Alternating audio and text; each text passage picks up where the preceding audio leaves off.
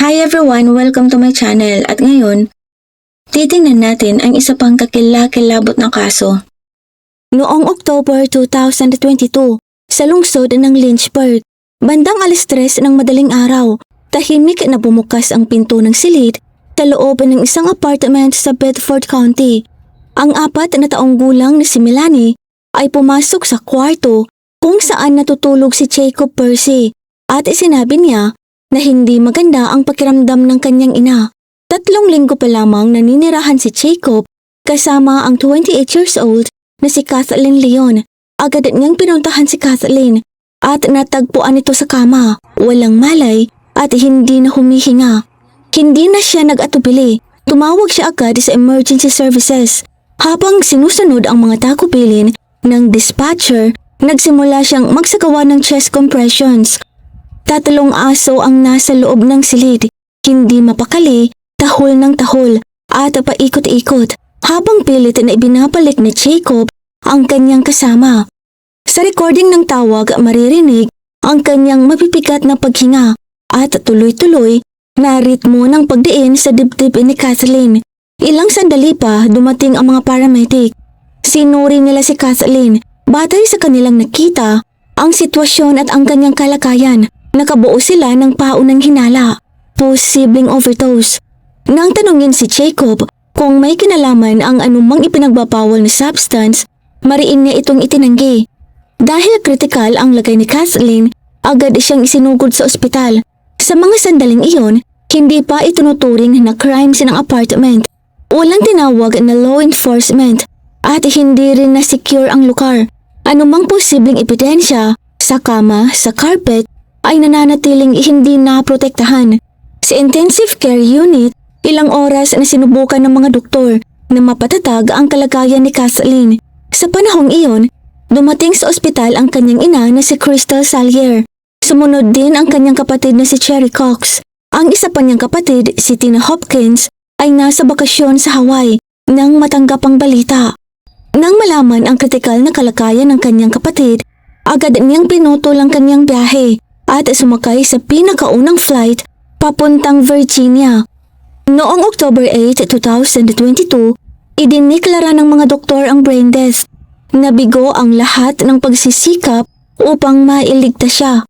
Alam ng pamilya na nais ni Kathleen na makatulong sa iba, kaya nagpa siya silang i-donate ang kanyang mga organs. Ngunit ang proseso ng pagkahanda ay nangangailangan ng masusing medical examination, isang pagsusuri na magbabago sa lahat. Sa pagsusuring iyon, napansin ng medical staff ang malinaw na mga marka sa leeg ni Kathleen. Hindi ito karaniwang senyales ng cardiac failure. Sa halip, may isang malinaw na guhit na nakapalibot sa kanyang leeg, isang marka na tila dulot ng pagkakasakal. Ang mga natamong pinsala ay tumuturo sa suffocation. Agad itong inireport ng mga staff ng ospital sa Bedford County Sheriff's Office. Itinalaga sa kaso si Detective Robbie Burnett. Habang dinodokumento ng mga doktor ang mga pinsala, nagtungo naman si Detective Michelle Alderson sa apartment kung saan natagpuan si Kathleen. Ngunit ang kanyang nadiskubre ay nakakapahala. Ang lugar ay nabago na. Sa paniniwalang nakaranas si Kathleen ng biglaang medical emergency o posibleng overdose, humingi ng pahintulot ang mga miyembro ng pamilya sa mga paramedics na maglinis ng silid. Matapos mabigyan ng pahintulot, nilabhan nila ang mga kumot at damit at nilinis pa ang sahig. Habang nagpapatuloy ang paglilinis, unti-unting nawawala ang mga posibleng ebidensya, DNA, mga piraso ng balat at mga hibla ng buhok. Ngunit sa masusing pagsusuri sa kama, may isa pang napansin si Detective Michelle Alderson. Mga electronic accessories, kabilang dito ang isang buhol-buhol na extended cable na nakakapit para sa charging adapter para sa iPhone at iPad. Inihambing niya ang kapal at texture ng cable sa mga markang naiwan sa liig ni Kathleen. Pag-alaman ng mga investigador na ang charging cable ang ginamit bilang pangsakal. Mula sa sandaling iyon, opisyal nang itinuring na krimen ng insidente.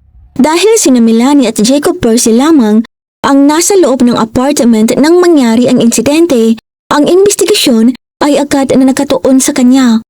Sinimula ng pulisya ang pagkuha sa kanyang mga mobile device at muling binuo ang bawat galaw sa loob ng apartment. Mula hapunan hanggang sa tawag sa emergency services, si Jacob Percy ay mabilis na naging sentrong tauhan sa kaso. Dahil walang palatandaan ng sapilitang pagpasok sa pintuan, nakatuon ang mga investigador sa nag-iisang adult na naroon nang pumano si Kathleen Leon. Sinuri rin ng mga detective ang kasaysayan ng kanilang relasyon. Lumalapas na matagal nang makakilala sina Jacob at Kathleen. Mayroon silang malapit na pagkakaibigan, ngunit walang romantikong ugnayan. Mabilis ding makasama ni Percy ang anak ni Kathleen na si Melanie, na itinuturing siyang parang pamilya. Isang taong lubos niyang pinagkakatiwalaan at tinatawag pa niyang kuya. Sa panahon ng pagtatanong, kapansing-pansing maayos at nakikipagtulungan si Percy. Kusang loob niyang ibinigay ang kanyang cellphone at pinahintulutan ang mga investigador na magkaroon ng buong access sa kanyang mga social media account. Maingat niyang inilahad sa mga detective ang nangyari noong gabi ng October 7th, ang sabay nilang hapunan, panunood ng TV at pagkatapos ay pagpunta sa magkahiwalay na silid upang matulog. Binanggit din niya ang isang detalyeng una niyang binaliwala. Habang sila ay kumakain, may narinig siyang matinis na tunog mula sa labas, parang bakal na tumama sa isa pang metal. Ayon kay Percy, sinilip niya ang balkonahe, ngunit wala siyang nakitang kahinahinala. Lalong naging masalimuot ang sitwasyon nang maisama sa police report ang pahayag ni Melanie. Ayon sa dokumento, sinabi niya, "Nakita ko ang kuya ko na sinaktan ng mama ko." Para sa mga investigador, tila isa itong direktang paratang. Muling sinuri ni Detective Robbie Burnett ang tawag sa emergency services. Maingat na ikinumpara ang audio sa mga sinabi ni Melanie. Sa pagsusuri ng audio, lumabas na sa kabuuan ng tawag, si Percy ay nasa matinding pisikal na pagod. Hindi pantay at mabigat ang kanyang paghinga. Ang mga tunog ay tumutugma sa matinding pagsisikap ng pagsasagawa ng chest compressions. Dito nakarating ang mga investigador sa isang mahalagang konklusyon. Nang magising si Melanie noong gabing iyon, hindi siya nakasaksi ng krimen, kundi ng pagtatangkang iligtas ang kanyang ina.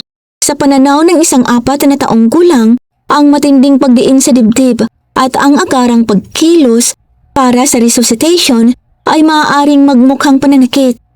Kasabay nito, sa forensic na pagsusuri sa cellphone ni Jacob Percy, wala silang nakitang anumang sinyalis ng alitan sa pagitan niya at ni Kathleen Leon at wala rin kahinahinalang search history. Sa halip nakakita ang mga investigador ng dose-dose ng video. Si Jacob na nakikipaglaro kay Melanie, tumatawa at nakikisalamuha sa mga aso. Napansin din ng mga detective ang isang paulit-ulit na tema sa kanyang mga pahayag. Palagi niyang sinisisi ang sarili. Iniisip na baka kulang ang kanyang nagawa upang mailigtas si Kathleen. Kalaunan, inalis ang hinala kay Percy. Ngunit nagdulot iyon ng panibagong problema para sa mga investigador. Kung hindi si Jacob ang may kinalaman, ibig sabihin ay may ibang taong pumasok sa apartment, isang lugar na may 3 aso, gumawa ng krimen at umalis nang walang nagiging ingay o palatandaan ng saplitang pagpasok sa pangunahing pinto. Nagbigay ng mahalagang impormasyon ang tiyahin ni Kathleen na si Tina Hopkins kay Detective Michelle Alderson, ang pangalan ng isang taong maaaring lupos na nakakakilala kay Kathleen, sapat upang makagalaw sa loob ng kanyang bagong tahanan, si Trenton Fry, isang lalaking hiniwalayan niya ilang araw bago ang trahedya. Nagsimula ang kwento 9 na buwan bago ang insidente noong January 2022. Si Kathleen Leon na unti-unting binubuo ang kanyang karera bilang restaurant manager ay nakilala si Trenton Fry sa pamamagitan ng isang dating platform. Sa panahong iyon, nakatira si Fry sa North Carolina at regular na bumabiyahe ng 3 oras papuntang Virginia upang makita siya. Ipinakilala ni Trenton ang sarili bilang isang matagumpay na negosyante, isang taong may-ari umano ng security company at construction business. Ayon sa kanya, espesyalista siya sa advanced surveillance system at ang mga residential project sa turnkey. Para kay Kathleen, ang pagdating ni Trenton ay tila katapusan ng matagal niyang pagiging mag-isa. Ang mga kwento nito tungkol sa malalaking kontrata, pamamahala ng mga tauhan at malaking kita ay lumikha ng imahe ng katatagan at seguridad, eksakto sa hinahanap niya. Ngunit ang unang pagdududa ay nagmula kay Hannah Macdow, katrabaho at roommate ni Kathleen noon bago siya lumipat kasama si Jacob Percy.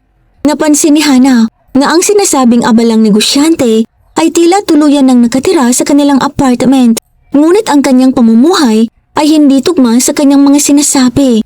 Sa halip na magbiyahe para sa trabaho o maging abala sa mga tawag, halos buong oras ay nasa loob lang ng apartment si Trenton. Hindi siya nagtatrabaho, hindi siya umaalis para sa mga proyekto, at wala rin siyang ambag sa gastusin. Napansin ni Macdow na si Kathleen ang sumasagot sa lahat, mula renta hanggang groceries. Kahit kapag kumakain sila sa labas, si Kathleen pa rin ang nagpapayad. Ipinaliwanag ni Trenton ang kakulangan ng pera sa pagsasabing nakatali raw ang kanyang pondo, naka-invest o mano ang mga proyekto o ginamit sa pagbili ng bagong surveillance equipment. Di nagtagal, ang problemang pinansyal ay sinabayan ng isa pang mas malalim na issue, kontrol gamit ang teknolohiya. Nakumbinsi ni Trenton si Kathleen na mag-install ng location sharing app sa kanyang cellphone. Ipinresinta niya ito bilang hakbang para sa kaligtasan, gamit ang kanyang umano'y karanasan sa larangan ng seguridad. Ngunit ang realidad, binigyan siya nito ng kakayahang bantayan ang bawat galaw ni Kathleen sa bawat oras. Mula noon, nagsimulang magbago si Kathleen. Dati palakaibigan at puno ng enerhiya. Unti-unti siyang lumayo sa mga bagay na dati niyang kinagigiliwan. Tumigil siya sa pagdalo sa mga electronic music festival. Hindi na rin siya pumupunta sa mga club na dati bahagi ng kanyang buhay. Sa halip, halos lahat ng kanyang libreng oras ay ginugugol na lamang sa loob ng apartment. Tila nabubuhay sa ilalim ng tuloy-tuloy na digital na pagbabantay ng kanyang partner. Pagsapit ng tag-init ng 2022, nagsimula ng lantaran na ibahagi ni Kathleen Leon ang kanyang mga pangamba sa kanyang tiyahin na si Cherry Cox. Itinuro niya ang lumalaking agwat sa pagitan ng mga sinasabi ni Trenton Fry at ng kanyang aktwal na ginagawa.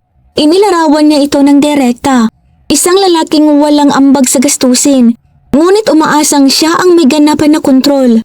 Sa kabila ng kawalan ng mapatunayan na kita, mariing itinutulak ni Trenton na lumipat si Kathleen at ang kanyang anak na si Melanie papuntang North Carolina. Ayon sa kanya, naghahanda siya ng hiwalay na bahay para sa kanila na umano'y itinayo ng sarili niyang construction company. Ngunit sa realidad, ang pagsunod sa planong iyon ay magre-resulta sa tuluyang pag-iisa ni Kathleen, malalayo sa kanyang pamilya, mga kaibigan at sa support system na mayroon siya sa Virginia. Kasabay nito, patuloy na pinapalalim ni Trenton ang kanyang presensya sa pamilya ni Kathleen. Nilapitan pa niya si Cherry at inalok na ayusin ang sahig ng kanyang bahay. Muli gamit ang pangalan ng isang construction company na tila wala namang totoong pagkakakilanlan. Noong September 2022, nagkaroon ng mahalagang pagbabago sa relasyon ni Kathleen Leon at Trenton Fry. Isang pangyayaring kalaunan ay naging sentro sa mga pagliliti sa korte. Ayon sa testimonya na iniharap noong March 2025, nabuntis si Kathleen. Ipinaliliwanag nito kung bakit handa sana siyang iwan ang kanyang trabaho sa Virginia at lumipat sa ibang estado kasama ang isang lalaking ilang buwan pa lamang niyang kilala. Binago ng pagbubuntis ang pananaw ni Kathleen. Nagsimula niyang makita si Trenton hindi lamang bilang partner, kundi bilang magiging ama ng kanyang anak at pinuno ng pamilyang nais niyang buuin. Ngunit hindi nagtagal, isang pagkalaglag ng pagbubuntis ang tuluyang nagbago ng lahat. Sa pagkawala ng emosyonal na ugnayang iyon, nagsimulang makita ni Kathleen ng mas malinaw ang ugali ni Trenton. Kasabay nito, unti-unti ring nabunyag ang katotohanan sa likod ng mga kwento ni Trenton tungkol sa kanyang pinansyal na kalagayan. Inamin niya na wala siyang construction company at wala ring matatag na pinagkakakitaan.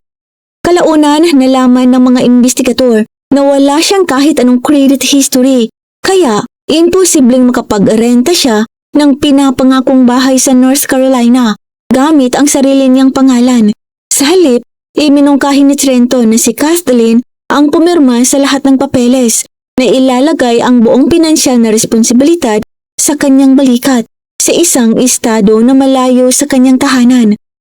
10 araw bago ang mga pangyayari sa Lynchburg, gumawa ng huling desisyon si Kathleen. Tuluyan na niyang tinapos ang kanilang relasyon.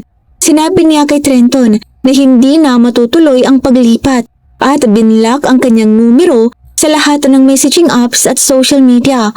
Upang muling makapangon, inayos ni Kathleen na makitira sa kanyang matagal ng kaibigan na si Jacob Percy. Isinama niya si Melanie at lumipat sa isang bagong apartment nang hindi ipinapaalam kay Trenton ang kanilang bagong tirahan.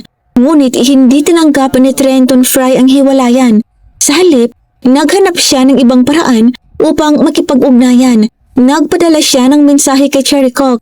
Muling binanggit ang alok niyang ayusin ang sahig ng bahay nito. Agad namang kinontak ni Cherry si Kathleen.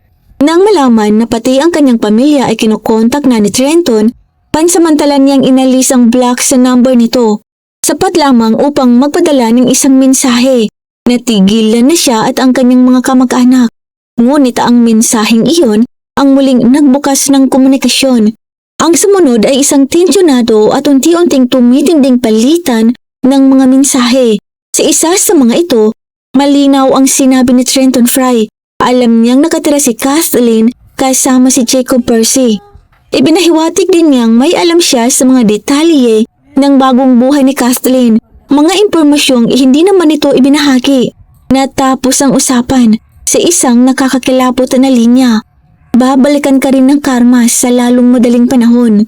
Dahil sa tono ng mga mensaheng iyon, napilitan si Kathleen na mag-ingat. Sinabi niya kay Jacob na balak niyang pumunta sa kanyang ina na si Crystal upang kumuha ng baril para sa proteksyon. Ngunit hindi natuloy ang planong iyon. Kinagabihan ding iyon, sabay na naghapunan sina Kathleen, Jacob at Melanie. Walang kamalay-malay na si Trenton Fry ay nasa Virginia na at nagmamasid. Sinimulan ng mga investigador na beripikahin ang alibi ni Trenton. Sa isang tawag kasama si Detective Michelle Alderson at Robbie Barnett, sinabi ni Trenton na noong gabi ng pagkamatay ni Kathleen, siya ay nasa trabaho sa North Carolina. Ipinangako niyang haharap siya para sa pagtatanong sa lalong madaling panahon at idinahilan ang pagiging abala sa kanyang mga negosyo. Ngunit mabilis na pinabuluanan ng digital na ebidensya ang kanyang kwento. Ipinakita ng GPS data at ang mga record ng cellphone na pumasok sa Trenton sa Virginia 10 araw bago ang insidente. Mula noon, ang kanyang telepono ay patuloy na kumukonekta sa mga cell tower sa paligid ng Lynchburg. Hindi lang siya basta nasa lungsod, nagmamasid siya. Nakahanap ang mga detective ng isang lokal na saksi na nakapansin ng isang kahinahinalang sasakyan na nakaparada sa mataas na lugar na tanaw ang apartment complex. Mula roon, malinaw ang tanaw sa mga bintana at balkonahe. Sa ikalawang palapag kung saan nakatira si Kathleen, nakakuha pa ng larawan ng saksi, isang kulay abong sedan na nakarehistro kay Trenton. Sa pagsusuri ng cellphone ni Trenton, natuklasan ang mga nakasave na screenshot ng floor plan ng apartment complex. Pinag-aralan niya ang buong layout ng gusali, ang mga pasukan, labasan at iba pang detalye ng estruktura. Kasabay nito, nakakuha rin ang mga investigador ng CCTV footage mula sa isang convenience store na ilang milya lamang ang layo. Gabi ng October 7, lumitaw si Trenton sa kamera. Nakasuot siya ng purong itim, parang tactical na kasuotan. Walang maliwanag o reflective na bahagi. Isang uri ng damit na madaling magtago sa dilim. Ngunit ang pinakamahalagang ebidensya ay nagmula sa isang technical na ulat tungkol sa wireless connections. Bandang 2:40 ng madaling araw, 20 minuto bago ginising ni Melanie si Jacob, ang smartphone ni Fry ay otomatikong kumonekta sa iPad ni Kathleen. sa pamamagitan ng Bluetooth.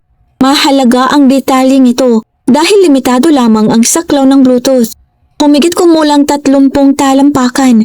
Ibig sabihin, sa mismong oras na iyon, si Trenton Fry ay wala sa malayong lugar, kundi naroon mismo sa loob ng apartment, malapit sa device ni Kathleen.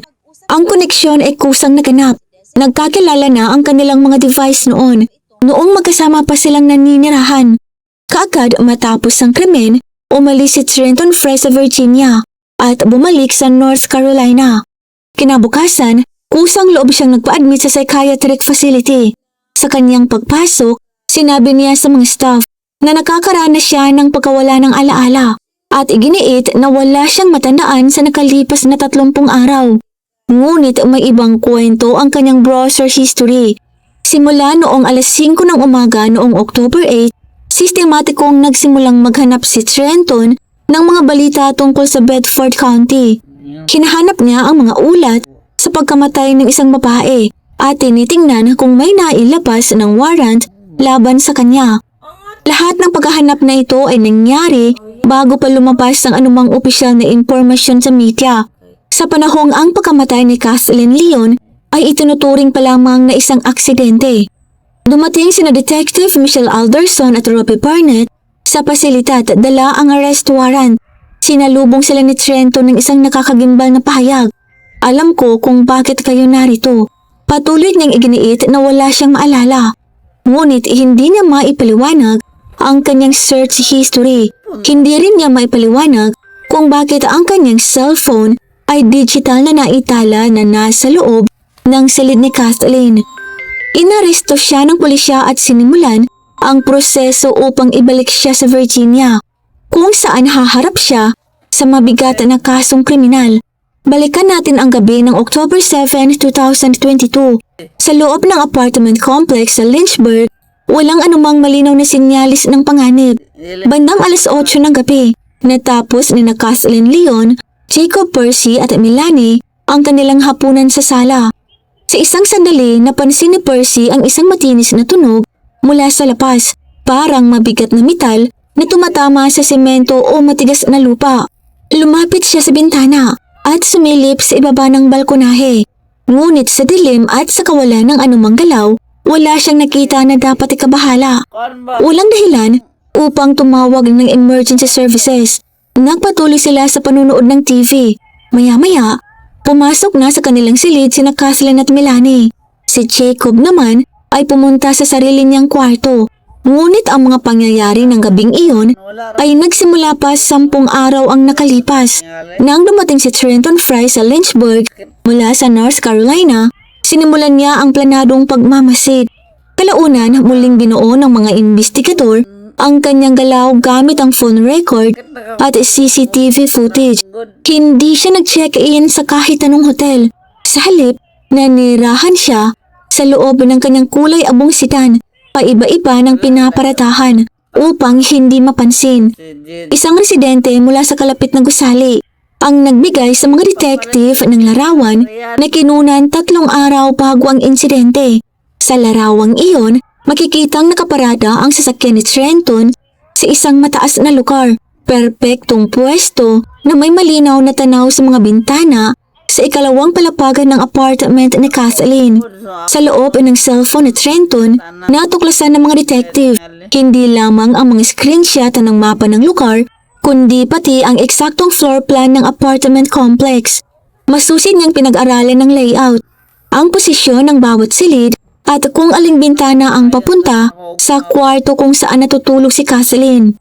Bandang alas 2 ng madaling araw noong October 8, isinagkatuparan ni Trenton ang kanyang plano. Lumabas siya sa kanyang sasakyan na nakaparada sa isang lugar na hindi abot ng mga surveillance camera at tahimik na kumilos papunta sa gusali. Nakasuot siya ng purong itim, taktikal na kasuotan, may guwantes at may takip ang ulo upang maitago ang kanyang pagkakakilanlan. Ang ganitong ayos ay kalaunan pang makukumpirma sa footage mula sa isang gasolinahan ilang oras matapos ang insidente. Lumapit si Trenton sa pader sa ilalim ng balkonahe ni Kathleen.